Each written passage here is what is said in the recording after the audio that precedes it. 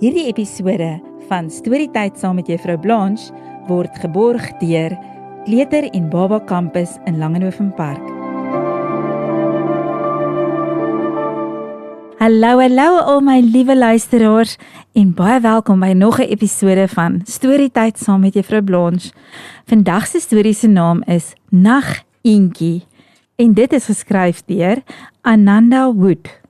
Eendag, net 'n paar slapies gelede, was daar 'n nes in die lang gras langs 'n rivierpoel. En in die nes was 4 groot wit eiers.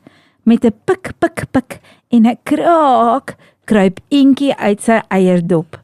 Piep piep piep, sê hy.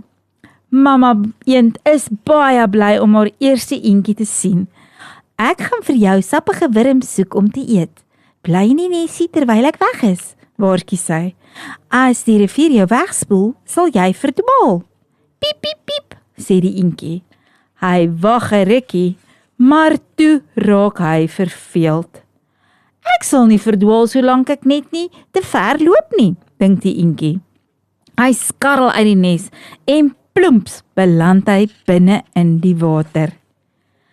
Skop, skop, skop, skop, skop. 'n Eendagsvlieg lok hom al verder en verder weg van die rivierwal af. Plas en plons, hy duik onder die water in op soek na vissies. Toe sien hy 'n groot blou naaldekoker. Piep, piep, piep, sê die eentjie en jaag die naaldekoker af in die rivier. Die naaldekoker vlieg op, bo oor die bome en weg is hy. Eentjie bekyk die wêreld om hom. Hy sien glad nie meer sy nes nie, want hy het te ver in die rivier afgedryf. Piep, piep, piep, piep, sê Eentjie ontsteld. Hy het verdwaal. Eers toe onthou hy wat mamma eend gesê het. Hy moes nooit die nes verlaat het nie. Eentjie kruip onder 'n biesiebol weg. Hy is baie bang. Piep, piep, piep, piep, sê hy so sag dat hy skaars 'n geluidjie kan maak. Maar toe hoor hy 'n vreemde lawaai. Kwak, kwak, kwak. Dis 'n groot groen padda. Wat maak jy hier so stoksiel alleen? Vra die padda. Volg my dan, neem ek jou terug na jou nes toe. Kwak, spring hy spring in die rivier. Plas. Eentjie swem so vinnig as wat sy pinkpotjies kan skop agter die padda aan. Maar die padda skop so vinnig dat Eentjie nie kan bybly nie. Piep, piep, piep, roep Eentjie benoud. En toe, plump, duik die padda onder die water in en verdwyn. Hoe gaan ek nou by die huis kom? Wonder Eentjie hartseer.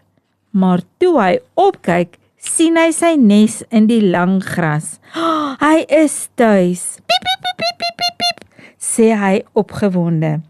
En weet jy wat hoor hy toe? Piep, piep, piep, piep. Sy boeties en sissies het almal uitgebroei terwyl hy weg was. En net toe kom mamma eend terug, nes toe, betyds vir slaaptyd.